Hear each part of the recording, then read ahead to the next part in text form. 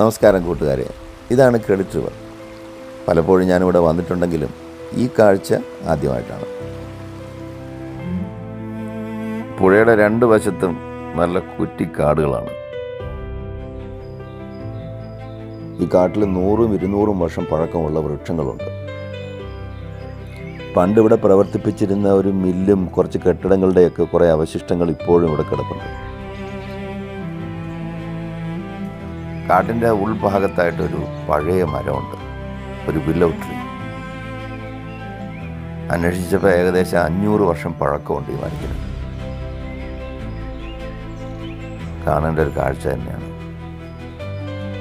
Video ഇഷ്ടപ്പെട്ടെങ്കിൽ നിങ്ങൾ അഭിപ്രായം പറയും.